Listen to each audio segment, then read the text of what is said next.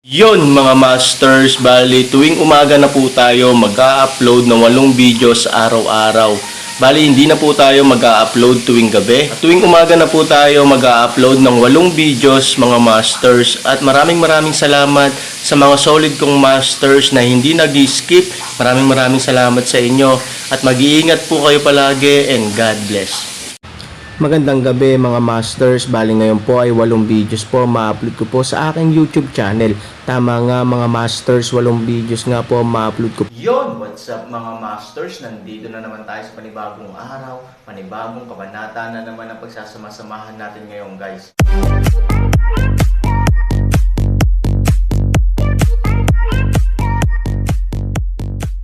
Bali mga masters, kung bago ka pa lang po sa aking YouTube channel, please click the subscribe button, lalong-lalo na po yung notification bell guys, para maging connected pa rin tayo sa isa't isa at maging updated kayo sa mga susunod ko pang video.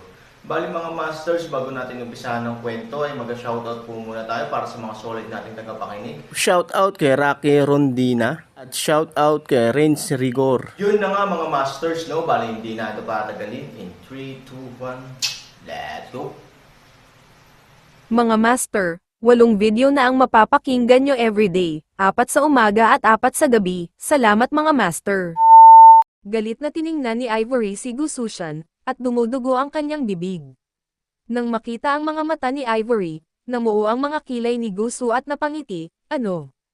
Hindi kumbinsido. Nakakalungkot na kapag mas hindi ka kumbinsido, mas ayaw mong ipahiya ko pagkatapos ng ating kasal. Sa halip na ito, ikaw mas mabuting sundin mo ako kahit papaano, maaari kang maging mas komportable. Sa pamamagitan nito, tinapik ni Gusushan ang alikabok sa kanyang kamay, at tumingin kay Ivory ng may pagmamahal at pangungutya, Fuyaw, kung ako sa iyo, magpakasal ako, masunurin. Kahit papaano, ito ay mabuti para sa iyong pamilya Fu, ngunit hindi ito masama. Malamig na bamantong hininga si Ivory at mariing sinabi, mayroon lang akong Aaron na lalaki sa buhay ni Ivory, at hinding-hindi na magkakaroon ng pangalawang lalaki. Hindi mo kailangang umasa na mabubuhay ako ng maayos sa piling mo. Hanggat gumaling ako, magpapakamatay agad ako. Bang! Hinampas ni Gusushan ang mesa sa galit, at umungol, Fuyaw. Hanggang ngayon, matigas pa rin ang ulo mo, iniisip mo pa rin ang kalokohang Aaron na iyon. Waste lang siya sa Blue Earth, at ako, Gusu War. Ang nag-iisang ina po ng Gusu City Master, ang future City Master ng Fejang City. How dare you compare him with me? Hindi ka nakakaintindi, nasisiraan ka na ng bait. Tumawa si Ivory at niluwa ang dugo sa kanyang bibig. She said in a cold voice, hindi kita dapat ikumpara sa kanya, dahil hindi mo man lang deserve na bigyan siya ng sapatos. Isa pang sampal. Galit na tumingin si Gusushan kay Fuyaw. Kung gaano siya kaganda, lalo siyang nabighani. Gayunpaman, sa kasong ito, pinag-uusapan ni Fuyaw ang tungkol sa kabaitan ng ibang lalaki sa harap niya. Ang taong ito ay isang piraso lamang ng basura sa asol na mundo. Ako ang magdadala ng sapatos niya. Sinasabi ko sa iyo, sa mundo ng Fuyaw, hanggat handa akong magsaya, mayroong libo-libong mga batang babae na naghihintay sa linya upang pakasalan ako. Ano ang iyong sayang? Sa aking paningin, siya ay walang halaga, tulad ng basura. Si Ivory ay bihirang magpakita ng ngiti, maraming tao sa mundo ang nagsasabi na siya ay basura, kaya hindi ito masama para sa iyo, ngunit gusto mo bang malaman kung ano ang katapusan ng mga taong ito? Hindi nagsalita si Gusushan, ngunit halatang hinihintay niya ang sagot ni Ivory. Sa huli, lahat sila ay nagbayad ng mabigat na presyo, at ikaw din. Biglang ngumisi si Gusushan, tama ba? Tapos maghihintay akong magbayad ng masakit. 3 araw na lang gaganapin ang kasal ko sa'yo. Sa 3 araw na ito, ipapaalam ko sa mundo na naghihintay ako. Siya ay magpapakita. Pagkatapos, ay gagawin ko siyang isang taong may kapansanan na hindi kayang alagaan ang kanyang sarili. Malakas na sinara ni Gusushan ang pinto at umalis. Hintayin na umalis si Gusuzan, si Ivory ay nagbigay lang ng tono. Ngunit sa oras na ito, muling binuksan ang pinto, tulong mula sa mga bagbog, pumasok ang espiritu ng mga dukha. Napansin ni Ivory na halos lahat ng bahagi ng kanyang jade na parang mga braso at mahabang binti ay may bakas ng mga latigo. Nagulat si Ivory, Tulungan mo akong iwan ka. Nag-aatubili na ngumiti si Fully. Parang pervert lang si Aoi kagabi. She let out her anger went only on Fully and regarded her as a tool. It's okay. Faltian didn't find out about us. Nahulog lang ako nang hindi sinasadya. By the way, are you okay? Nag-aatubili ding ngumiti si Ivory, lahat ng mga sugat sa balat. Hindi ito nakahadlang. Oo nga pala, Aaron ba ang kinaroroonan ng mga tao? Fuyao, Aaron, hindi ka ba pupunta sa mundo? Bagamat hindi kinaya ni Fully, sinabi pa rin niya ang kanyang mga pagdududa. Mariing umiling si Ivory, nararamdaman kong dumating na siya, at, sa aking pag-unawa sa kanya, tiyak na darating siya. Ngunit hiniling ko sa mga tao, na tumingin sa paligid, at ngayon ay walang balita. Ngayon ay Chanho na lang ang natitira, ngunit, may humahadlang. Tulong sa labas ng paraan. Anong problema? Daan ng Ivory. Ang gininto ang liwanag sa silangan ng lungsod ng Chanho ay naka-highlight. Ngayon ang buong lungsod ay nasa ilalim ng batas militar at walang sino man ang pinapayagang pumasok o umalis. Gayunpaman, sa palagay ko ay hindi malamang na naroroon ang Aaron. Biglang nagkaroon ng kakaibang ideya si Ivory, ibig sabihin, magagawa ba ng Aaron ang gintong liwanag na ito? Binuksan niya ang tarangkahan ng langit, kaya, magtatanong sana si Ivory, ngunit nakita ni Fully sa kanyang isipan at mapait na ngumiti, huwag kang mag-alala, wala itong kinalaman sa Tianmen. Mayroon akong ilang chismis na ang gininto ang liwanag ay talagang may kaugnayan sa lihim na kayamanan ni Pangu ng angkan ng Pangu. Tumanggo si Ivory. Dumating man sa mundo ang Aaron, baguhan pa lang siya. Ang lungsod ng Chanho ay isang malaking lungsod. Hanggat ang Aaron, isang bagong dating sa mundo, ay nababahala, hindi siya papayagang makapasok sa lungsod ng walang tamang pagkakakilanlan. Nakangiting pagpapatuloy ni Fully, nakakabaliw na pag-usapan ang lihim na kayamanan ni Pangu. Sinasabi na sino mang makakakuha ng lihim na kayamanan ng Pangu ay magkakaroon ng kakayahang sirain ang langit at lupa, at maaaring lumaban sa tunay na Diyos. Para sa libo-libo ng mga taon, ang mga tao mula sa iba't ibang panig ng mundo ay naglalaway tungkol dito 10,000 taon na ang nakalilipas, nagsagawa sila ng isang patayan sa mga taong Pangu, sayang na wala tayong nakuhang anuman, ang lihim na kayamanan ng lungsod ng Chanho biglang lumabas this time. May binata daw. Ang dahilan kung bakit ito sinabi ni Fully ay naisip niya na ito ay isang magandang pagkakataon. Kung makikilala niya ang taong nakakuha ng kayamanan, magkakaroon sila ng posibilidad na pabagsakin si Fully. Napakatalino ni Ivory na hindi niya marinig ang kahulugan ng Fully. Nakangiti niyang sabi, hinahanap mo ba itong taong ito para tulungan tayo?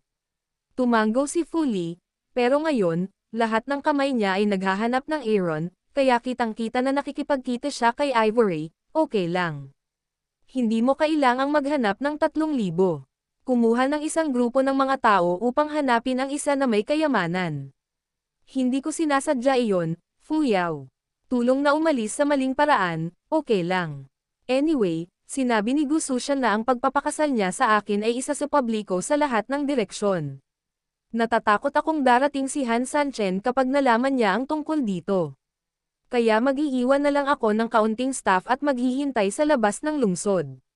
Kung malalaman niya ito, okay lang napigilan siya sa pagpasok sa lungsod, Ivory Road. Help to leave eyebrow a wrinkly, you don't want him to save you. Gusto kong sumama siya, pero ayaw ko rin siyang pumunta. Originally, napakahirap para sa kanya, upang makayanan ang kapangyarihan ng pagsuporta sa pamilya ngayon, ang mga tao ng walang hanggang buhay dagat ay narito, at ang mga tao ay narito kung nais niyang sumama, huwag mo akong iwan, imposible. Ang puso ni Ivory ay napakasalungat. Ang kanyang katawan ay may lason at hindi siya makatiis, kaya ang tanging pag-asa niya ay Aaron. Gayunpaman, alam din niya ang ibig sabihin ng Aaron, kung nakita mo siya, sabihin sa kanya na huwag gamitin ang kanyang katapatan. Hinding-hindi siya ipagkakanulo ni Ivory at hahayaan siyang bumalik. Maghihiganti siya para sa atin kapag may pagkakataon, Ivory Road. Sa katunayan, ang paghihiganti lamang ang dahilan para mabuhay ang Aaron. Para kay Ivory, ang kaligtasan ng Aaron ay ang kanyang maswerteng kamalasan. Umalis siya saglit sa katahimikan at sinabing, "Do you really think about it?" Tumanggo si Ivory, sa araw ng kasal, Sana bigyan mo ako ng huling pabor at patayin mo ako, okay. Pero, nag-alinlangan si Fully na taliwas naman sa orihinal nilang plano. Kung ako ay ilagay sa ilalim ng pag-aresto sa bahay at kasal sa pamilya Guso, at pagkatapos ay kontrolado ako upang ipanganak ang isang tunay na Diyos, ang katayuan ng pinuno ng klan ng Futian ay magiging mas hindi matitinag. Bagamat ang pagpatay sa akin ay hindi gagawin sa iyo at kay Fu mang anumang mabuti, magdudulot ito ng malaking pinsala kay Futian, sa katunayan, ang pinsala ng kaaway ay hindi mo ikabubuti. Tumulong na umalis upang tumango, mabuti, ipinapangako ko sa iyo. Sa oras na ito, ang Aaron, kasama si Xiao Tao, ay nasa isang araw na paglalakbay. Siyempre, umaasa siyang makakarating sa lungsod ng Tianlong nang walang tigil, ngunit alam din niya na ang 4 na dragon ay nangangailangan ng pahinga para sa kanilang mahabang paglipad. Sina Xiaobei at Linlong ay nakakonsumo ng maraming enerhiya dahil sa unang labanan ng nihilismo. Ngayon ay halos mahimbing na silang matulog sa kanilang mga katawan. Kung kahit na ang 4 na dragon ay pagod, Aaron ay maaari lamang maglakad sa lungsod ng Tianlong gamit ang kanyang mga paa.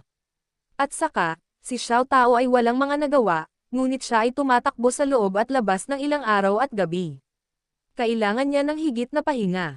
2 araw ang layo nila sa Tianlong City, at pansamantalang naninirahan ang malaking lungsod.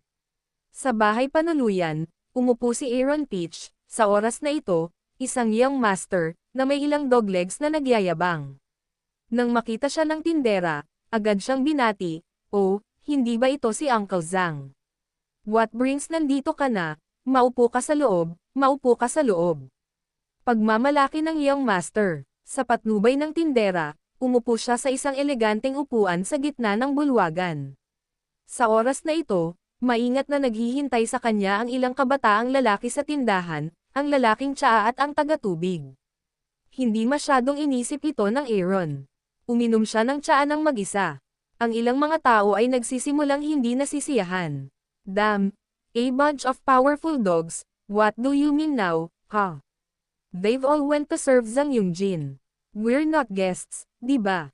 Panipi, it's not true. I'm ordering on time, pero biglang tumakbo ang maldita na tindera para magbuhos ng tsaa para kay Zhang Yongjin.